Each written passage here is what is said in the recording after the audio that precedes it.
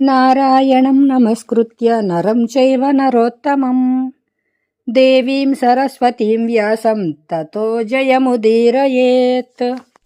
హరే కృష్ణ. కిందముని శాపము, పాండురాజు వైరాగ్యము. జనమేజయుడు, దేవా, మీరు ఇంతవరకు ధృతరాష్ట్రుని పుత్రుల జననము, వారి పేర్లు చెప్పారు. ఇక నేను పాండవుల పుట్టుకను గురించి వినాలనుకుంటున్నాను అని అడిగాడు. వైశంపాయనుడు మొదలుపెట్టాడు. జనమేజయ, ఒకసారి పాండురాజు ఒక అడవిలో తిరుగుతున్నాడు. అది క్రూర మృగాలతో నిండి ఉన్న ఒక భయంకరమైన అడవి. అలా తిరుగుతూ తిరుగుతూ ఒకచోట ఆడులేడుతో మైథున క్రియ జరపడం చూశాడు. 5 బాణాలు లాగి కొట్టాడు. అవి 2 గాయపడ్డాయి. అప్పుడు ఆ మృగం, రాజా, మనుష్యులలో అత్యంత కాముకుడైనవాడు, క్రోధం కలిగినవాడు, బుద్ధిహీనుడు, పాపి అయినవాడు కూడా ఇలాంటి క్రూరకృత్యం చేయుడు. నీవు పాపులైన వారిని, క్రూరకర్మ చేసేవారిని దండించడం ఉచితంగా ఉంటుంది. నా వంటి నిరపరాధిని చంపడం వలన నీకేమి లాభం? నేను కిందమూడనే మునిని. మనుష్య రూపంలో ఉండి ఈ పని చేయడానికి నాకు సిగ్గు అనిపించి మృగరూపం ధరించి నా భార్యతో విహరిస్తున్నాను. నేను ఎక్కువగా ఈ రూపంలోనే తిరుగుతూ ఉంటాను. నన్ను చంపడం వలన నీకు బ్రహ్మహత్య దోషమైతే కలగదు, ఎందుకంటే ఈ విషయం నీకు తెలియదు కాబట్టి.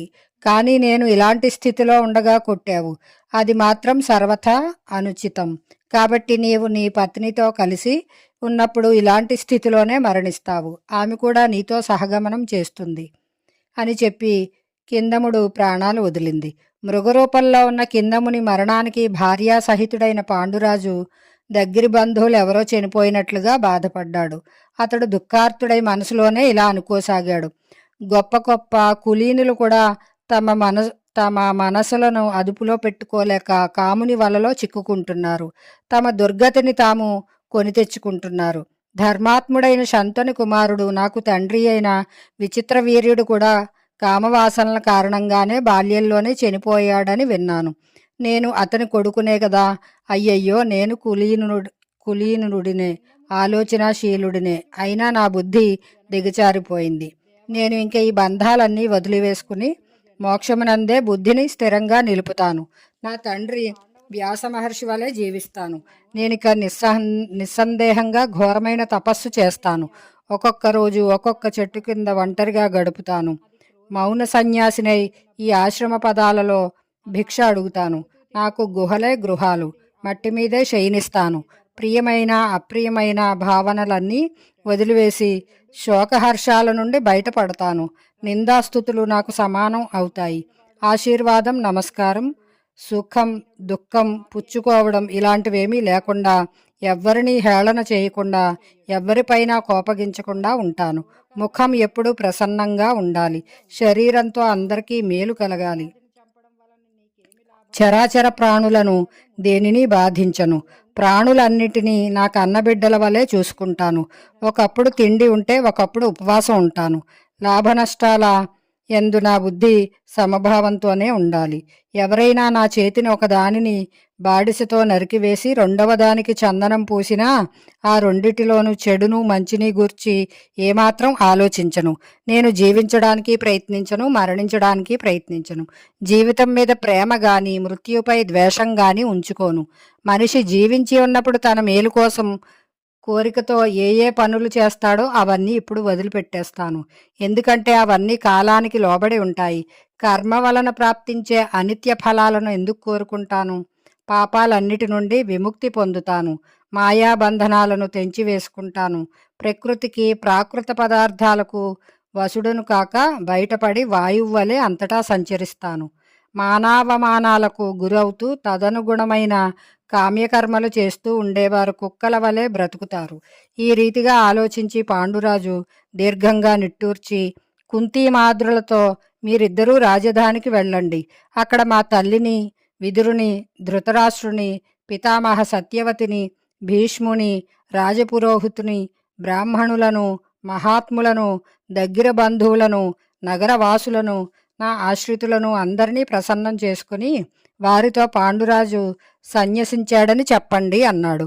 కుంతీమాద్రులు భర్త మాటలు విని అతడు సన్యసించడానికే నిశ్చయించుకున్నాడని గ్రహించి, ఆర్యపుత్ర, సన్యాశ్రమమే కాదు, మాతో కలిసి జీవిస్తూ గొప్ప తపస్సు చేసుకోవడానికి వీలైన మరొక ఆశ్రమం కూడా ఉంది.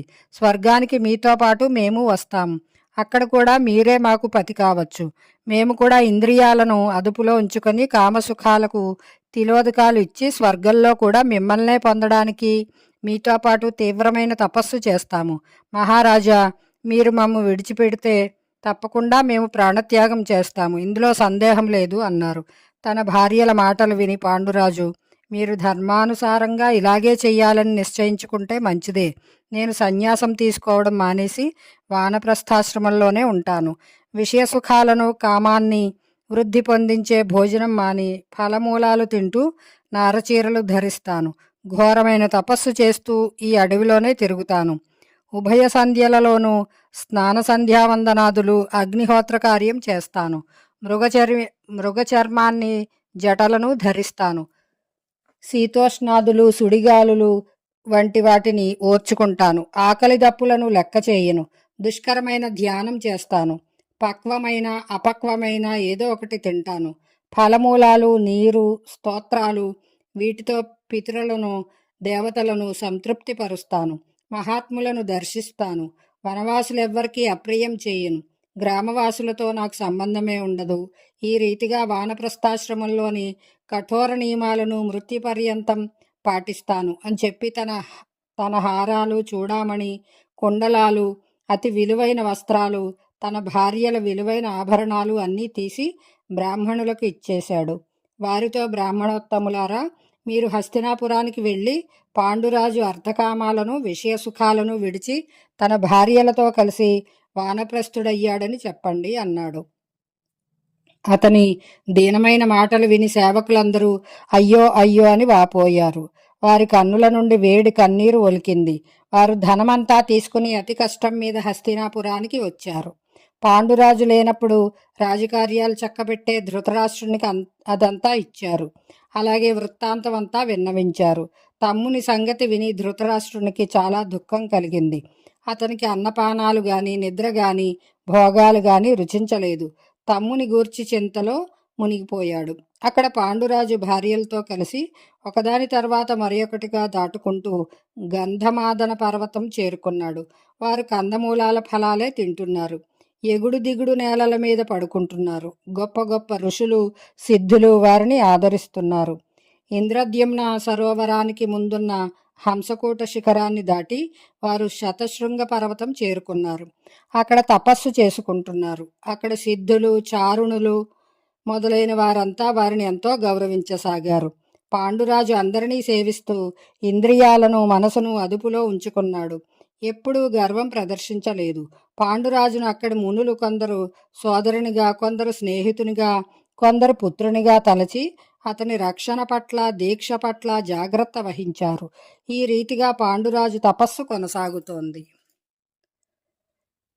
పాండవ జననము, పాండురాజు మరణము. వైశంపాయనుడు చెప్తున్నాడు. జనమేజయ, ఆ రోజు అమావాస్య తిథి. గొప్ప గొప్ప ఋషులు, మహర్షులు బ్రహ్మ దర్శనం కోసం బ్రహ్మలోకం ప్రయాణమయ్యారు. పాండుడు మీరు ఎక్కడికి వెళ్తున్నారని అడిగాడు. బ్రహ్మను దర్శించడానికి బ్రహ్మలోకం వెళ్లాలనే వారి ఆలోచనను తెలుసుకొని తన భార్యలతో సహితంగా వారి వెంట నడిచాడు. ఋషులు, రాజా, మార్గం చాలా దుర్గమమైనది. విమానాల గుంపులతో కిక్కిరిసిపోయి అప్సరస స్త్రీలు విహరిస్తూ ఉంటారు. ఎత్తుపల్లాలుగా ఉద్యానాలు ఉన్నాయి. నదీ తీరాలు ఉన్నాయి. పెద్ద పెద్ద భయంకరమైన కొండలు, గుహలు ఉన్నాయి. అక్కడంతా మంచు, చెట్లు ఉండవు. అక్కడంతా మంచు కురుస్తూ ఉంటుంది. చెట్లు ఉండవు. లేళ్ళు, పక్షులు కనబడవు. పక్షి కూడా అక్కడ ఎగురలేదు. కేవలం గాలి వెళ్ళగలదు. సిద్ధులైన ఋషులు, మహర్షులు మాత్రమే వెళ్ళగలుగుతారు. ఇలాంటి దుర్గమమైన మార్గంలో రాజకుమారికలు కుంతి, మాద్రి ఎలా నడవగలుగుతారు? నీవు నీ భార్యలతో ఈ యాత్రను మానివేయి అని అన్నారు. పాండురాజు వారితో, సంతానహీనులకు స్వర్గద్వారాలు తెరువరు. ఈ మాట ఆలోచిస్తేనే నా గుండెలు మండిపోతున్నాయి. మనుష్యుడు పితృ, దేవ, ఋషి, మనుష్య రుణాలనే 4 రుణాలతో పుడతాడు. యజ్ఞాలు చేసి దేవతల రుణాన్ని, స్వాధ్యాయాలతో ఋషి రుణాన్ని, పుత్రులను కని శ్రాద్ధక్రియలు చేయడం వలన పితరుల రుణాన్ని, పరోపకారం వలన మనుష్యుల రుణాన్ని తీర్చుకోవచ్చు. నేను అన్ని రుణాలు తీర్చుకున్నాను గాని పితరుల రుణం మాత్రం నా మీద ఉంది. నా భార్య గర్భం నుండి పుత్రులు ఉదయించాలని నా కోరిక అన్నాడు. ఋషులు, ధర్మాత్మ, మేము దివ్య దృష్టితో చూశాము. నీకు దేవ సమానులైన కొడుకులు పుడతారు. మీకు దేవతలు ఇచ్చిన ఈ అధికారాన్ని అనుభవించడానికి ప్రయత్నించండి. మీ కోరిక నెరవేరుతుంది అని ధైర్యం చెప్పారు. పాండురాజు ఋషుల మాటలు విని ఆలోచనలో పడ్డాడు. కింద మహాముని శాపం వలన తాను స్త్రీ సమాగమం చేయలేనని అతనికి తెలుసును. మహర్షులు అక్కడి నుండి ముందుకు కదిలిపోయారు. ఒక రోజున పాండురాజు తన ధర్మపత్ని కుంతితో ఆమెను పుత్రోత్పత్తి కొరకు ప్రయత్నం చేయమన్నాడు. దానికి కుంతి, ఆర్యపుత్ర, నా చిన్నతనంలో నన్ను నా తండ్రి అతిథి సత్కారాలు చేయమని నియోగించాడు. ఆ సమయంలో నేను దుర్వాస మహామునిని సేవ చేసి సంతోషపెట్టాను. అతడు నాకు ఒక మంత్రాన్ని ఇచ్చి, ఈ మంత్రంతో నీవు ఏ దేవతామూర్తిని ఆహ్వానిస్తావో అతడు ఇష్టమున్నా లేకున్నా నీ అధీనుడవుతాడు అని వరమిచ్చాడు. మీరు ఆజ్ఞాపిస్తే నేను ఏ దేవతను ఆహ్వానిస్తే ఆ దేవుని వలన సంతానం కలుగుతుంది. చెప్పండి, ఏ దేవుని ఆహ్వానించమంటారు అని అడిగింది. పాండురాజు, ఈరోజు నీవు విధిపూర్వకంగా ధర్మరాజును ఆహ్వానించు. అతడు ముల్లోకాలలోనూ గొప్ప పుణ్యాత్ముడు. అతని వలన కలిగిన సంతానం తప్పక ధార్మికుడవుతాడు. అతని ద్వారా పొందిన పుత్రుని యొక్క మనస్సు ఎప్పటికీ అధర్మం వైపు మొగ్గదు అన్నాడు. అప్పుడు కుంతి ధర్మరాజును ఆవాహన చేసి అతనిని పూజించి మంత్రజపం చేయడం మొదలుపెట్టింది. దాని మహిమ వలన ధర్మరాజు సూర్యప్రకాశం గల విమానంపై కుంతి దగ్గరకు వచ్చి చిరునవ్వుతో, నీకేమి వరం కావాలి అని అడిగాడు. కుంతి కూడా చిరునవ్వుతో తనకు పుత్రుని ప్రసాదించమని అడిగింది. అనంతరం యోగమూర్తి ధరుడైన ధర్మరాజు సంయోగం వలన కుంతి గర్భం ధరించి సమయం ఆసన్నం అయ్యాక పుత్రుని కన్నది. అతడు సూర్యుడు తులారాశిలో ఉండగా శుక్లపక్ష పంచమి నాడు జ్యేష్ఠ నక్షత్రంలో అభిజిన్ ముహూర్తంలో పుట్టాడు. ఇవన్నీ ఆశ్వీజ మాసంలో కూడా ఉండవచ్చు. పుట్టిన వెంటనే ఆకాశవాణి, ఈ బాలుడు ధర్మాత్ములలో శ్రేష్ఠుడు, సత్యవాది, గొప్ప వీరుడు ఈ సమస్త భూమిని పాలిస్తాడు. పాండుని ఈ ప్రథమ పుత్రుని పేరు యుధిష్ఠిరుడు. ముల్లోకాలలోనూ గొప్ప పేరు తెచ్చుకుంటాడు అని పలికింది. కొన్ని రోజుల తర్వాత పాండుడు మళ్ళీ కుంతితో, క్షత్రియులు బలమే ప్రధానంగా కలవారు కాబట్టి బలవంతుడైన ఒక పుత్రుని కనమని అడిగాడు. పతి అనుమతి పొంది కుంతి వాయుదేవిని ఆవాహన చేసుకుంది. మహాబలి అయిన వాయుదేవుడు లేడి వాహనం ఎక్కి కుంతి దగ్గరకు వచ్చాడు. కుంతి ప్రార్థన వలన ఆమెకు అతని వలన భయంకరమైన పరాక్రమం కలిగి అత్యంత బలశాలి అయిన భీమసేనుడు పుట్టాడు. అప్పుడు కూడా ఆకాశవాణి బలవంతులందరిలో ఇతడు శ్రేష్ఠుడు అని పలికింది. జనమేజయ, భీమసేనుడు పుట్టినప్పుడు ఒక గొప్ప విచిత్ర సంఘటన జరిగింది. భీమసేనుడు తల్లి పొత్తిళ్లలో నిద్రపోతున్నాడు. ఇంతలోనే అక్కడికి ఒక పులి వచ్చింది. భయపడిన కుంతి పరుగు తీసింది. భీమసేనుని మాటే మరిచింది. అతడు తల్లి ఒడి నుండి జారి ఒక రాతిపై పడ్డాడు. అది నుగ్గు అయ్యింది. రాయి 100 ముక్కలుగా బద్దలవడం చూచి పాండుడు ఆశ్చర్యపడ్డాడు. భీమసేనుడు పుట్టినరోజునే దుర్యోధనుడు కూడా పుట్టాడు. పాండురాజు తనకు లోకల్లో సర్వశ్రేష్ఠుడు అనిపించుకునే కొడుకు కలిగితే బాగుండునని దేవతలలో ఇంద్రుడు శ్రేష్ఠుడు కాబట్టి అతనిని సంతుష్టం చేస్తే తనకు అలాంటి కొడుకుని ప్రసాదిస్తాడని తలపోశాడు. ఇలా ఆలోచించి అతడు కుంతిని 1 ఏడాది పాటు వ్రతాన్ని ఆచరించమని చెప్పాడు. తాను స్వయంగా సూర్యదేవుని ఎదుట ఒంటికాలిపై నిలిచి తదేక ధ్యానంతో ఉగ్రమైన తపస్సు చేయడం మొదలుపెట్టాడు. అతని తపస్సుకు మెచ్చుకొనిన ఇంద్రుడు ప్రత్యక్షమై, నీకు లోకప్రసిద్ధుడై గోబ్రాహ్మణ సాధువులను సేవిస్తూ శత్రువులను తప్పింపచేసే కొడుకును ప్రసాదిస్తాను అని చెప్పాడు. అనంతరం పాండురాజు కుంతిని పిలిచి తాను దేవేంద్రుని వలన వరం పొందానని, కాబట్టి ఈసారి పుత్రుని కోసం ఇంద్రుని ఆవాహన చేయమని చెప్పాడు. కుంతి అలాగే చేసింది. ఇంద్రుడు ప్రత్యక్షమై ఆమెకు అర్జునుని ప్రసాదించాడు. అర్జునుడు పుట్టినప్పుడు ఆకాశవాణి తన గంభీరమైన స్వరంతో ఆకాశమంతా మారుమ్రోగిపోయేలా, కుంతి, ఈ బాలుడు కార్తవీర్యార్జునుతో శంకర భగవానునితో సమానమైన పరాక్రమం కలవాడు. ఇంద్రుని వలె ఓటమిని ఎరుగనివాడు. నీ కీర్తిని ఇనుమడింపచేస్తాడు. విష్ణువు తన తల్లి అదితిని సంతోషపెట్టినట్లు ఇతడు నిన్ను సంతోషపెడతాడు.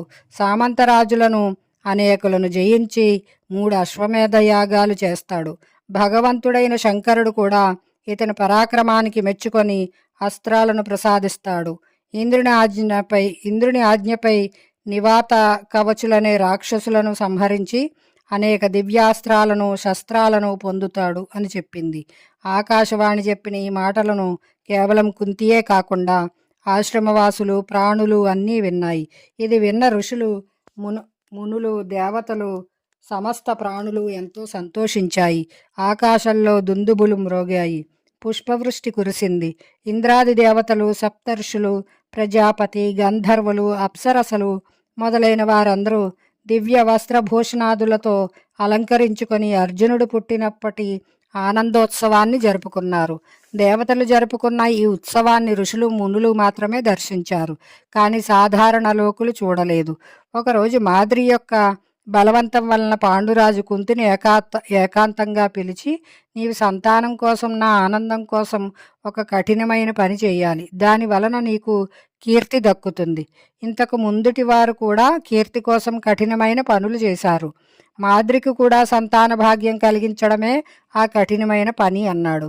కుంతి పాండురాజు మాటను తలదాల్చి మాద్రిని పిలిచి, కేవలం ఒక్కసారి మాత్రమే ఏ దేవతనైనా ధ్యానిస్తే అతని వలన అనురూపుడైన కొడుకు పుడతాడని చెప్పింది.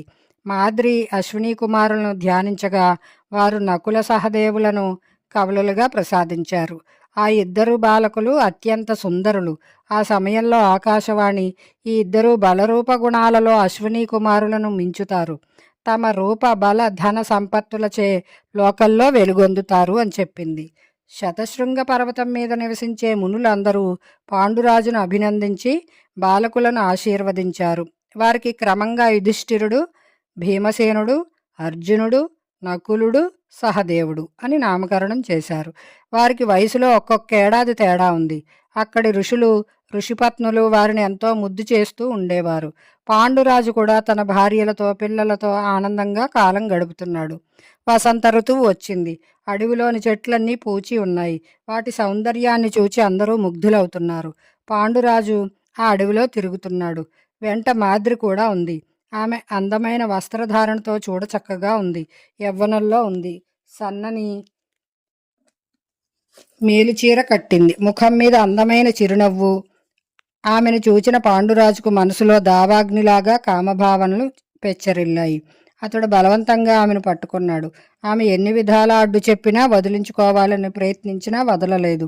శాపవృత్తాంతాన్ని కూడా లక్ష్యపెట్టనంతగా కామానికి వశుడైపోయాడు. దైవవశం వలన అతడు మైథున క్రియకు పూనుకోగానే విగత జీవుడైపోయాడు. మాద్రి అతని శవం మీద పడి దీనస్వరంతో విలపించసాగింది. కుంతి 5 పుత్రులతో కలిసి అక్కడికి వచ్చింది. కొద్ది దూరంలో ఉండగానే మాద్రి పిల్లలను దూరంగా వదిలి ఆమెను ఒంటరిగా అక్కడికి రమ్మంది. అక్కడి దృశ్యం చూడగానే కుంతి శోకగ్రస్తురాలయ్యింది. ఆమె విలపిస్తూ అతనిని ఎప్పుడూ తాను కాపాడుకుంటూ వస్తున్నానని, ఈరోజు శాపం సంగతి తెలుసు కూడా నీ మాట ఎందుకు వినలేదని ప్రశ్నించింది. మాద్రి తాను ఎంతో వినయంతో, భయంతో అతనిని ఆపడానికి ప్రయత్నించానని, కానీ ఇలా జరగవలసి ఉన్నందున అతడు మనసును నిగ్రహించుకోలేకపోయాడని చెప్పింది. కుంతి, సరే ఇక నీవులే, పతిని విడిచి యువతలికి రా, ఈ పిల్లలను పెంచి పోషించు. నేను పెద్ద భార్యను కాబట్టి అతనితో సహగమనం చేసే అధికారం నాకే ఉంది.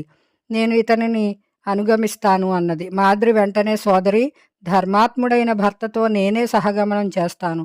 నేనింకా చిన్నదానిని. నేనే ఇతనితో వెళ్ళిపోవాలి. నీవు పెద్దదానివి కాబట్టి నాకు అనుమతినివ్వు. నీవు నా కొడుకులను కూడా నీ కొడుకులుగానే చూసుకో.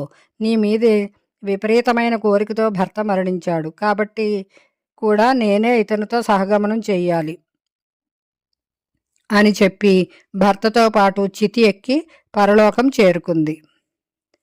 కుంతి పాండవులు హస్తినాపురమునకు వచ్చుట.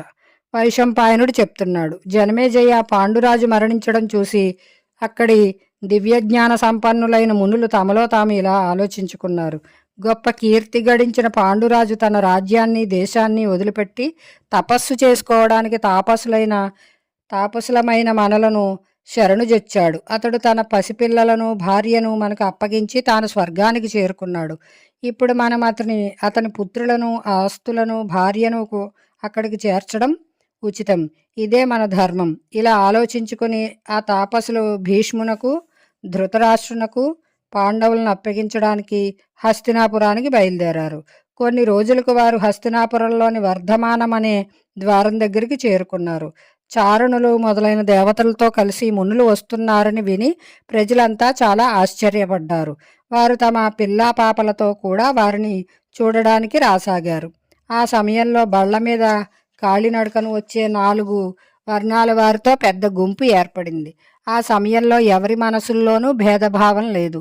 భీష్ముడు, సోమదత్తుడు, బాహ్లికుడు, ధృతరాష్ట్రుడు, విదురుడు, సత్యవతి, కాశీరాజు కూతుళ్ళు, గాంధారి, దుర్యోధనాది ధృతరాష్ట్రుని కుమారులు అందరూ అక్కడికి వచ్చారు. అందరూ ఆ మహర్షులకు నమస్కరించి కూర్చున్నారు. గుంపులోని కోలాహలం తగ్గిన తర్వాత భీష్ముడు ఋషులను సత్కరించి తమ రాజ్యం యొక్క, దేశం యొక్క కుశల సమాచారాన్ని తెలియచేశాడు. అందరి సమ్మతితో ఒక ఋషి లేచి నిలబడి, కురువంశ శిరోమణి అయిన పాండురాజు విషయవాసనలు వదిలి శతశృంగ పర్వతం మీద నివసించసాగాడు. అతడు బ్రహ్మచర్య వ్రతాన్ని పాటిస్తున్న దివ్య మంత్ర ప్రభావం వలన అతనికి ధర్మరాజు అంశ వలన యుధిష్ఠిరుడు, వాయువు అంశతో భీమసేనుడు, ఇంద్రుని అంశతో అర్జునుడు, అశ్విని కుమారుల అంశతో నకుల సహదేవులు పుట్టారు. మొదటి 3 కుంతి కొడుకులు, చివరి 2 మాద్రి కొడుకులు. వీరు పుట్టడం, పెరగడం, వేదాధ్యయనం చేయడం చూసి పాండురాజు చాలా సంతోషించాడు. కానీ నేటికి 17 రోజుల క్రితం అతడు పరలోకగతుడయ్యాడు. మాద్రి అతనితో పాటే సహగమనం చేసింది. మీకు ఇక ఏది ఉచితం అనిపిస్తే అది చేయండి. ఇవిగో వారిద్దరి అస్థికలు, ఇరుగో అతని కొడుకులు. మీరు ఈ పిల్లల మీద, వారి తల్లి మీద కనికరించండి. పరలోక క్రియలు పూర్తి అయ్యాక పితృమేధ యజ్ఞం చేయండి అని చెప్పాడు. ఇలా చెప్పిన వెంటనే ఆ ఋషి, అతనితో పాటు వచ్చిన వారు అంతర్ధానం అయిపోయారు. అక్కడున్న వారందరూ సిద్ధులైన మహర్షులను గంధర్వుల మాయానగరంలాగా దర్శించి మిగిలి ఆశ్చర్యపోయారు. అప్పుడు ధృతరాష్ట్ర మహారాజు విదురుని పిలిచి, మహారాజు పాండునికి, మహారాణి మాద్రికి రాజోచిత సామగ్రితో అంత్యకర్మలు చేయమని, వారి కోసం గోవులు, అన్నవస్త్రాలు, కావలసినంత ధనం దానం చేయమని ఆజ్ఞాపించాడు. విదురుడు ఆ ఆజ్ఞను శిరసావహించి భీష్ముని అనుమతితో పరమ పవిత్రమైన గంగా తీరంలో ఊర్ధ్వలోక క్రియలు చేయించాడు. ఆ సమయంలో పాండురాజు వియోగంతో దుఃఖితులై అందరూ ఏడ్చారు. మంత్రులు వారందరినీ సముదాయించి శాంతింపచేశారు. పాండవులు, రక్త సంబంధీకులు, బ్రాహ్మణులు, నగరవాసులు శ్రాద్ధక్రియల సందర్భంగా 12 రోజులు నేల మీదే నిద్రించారు. నగరంలో మచ్చుకైనా సంతోషం కనపడలేదు. కుంతి, ధృతరాష్ట్రుడు, భీష్ముడు తమ బంధువర్గంతో కలిసి పాండురాజుకు శ్రాద్ధం పెట్టి బ్రాహ్మణులకు భోజనాలు పెట్టారు. దక్షిణగా అనేక రత్నాలను, మంచి మంచి గ్రామాలను ఇచ్చారు. సూతకం పూర్తయిన తర్వాత అందరూ హస్తినాపురానికి తిరిగి వచ్చారు. హరే కృష్ణ, జై శ్రీరామ్.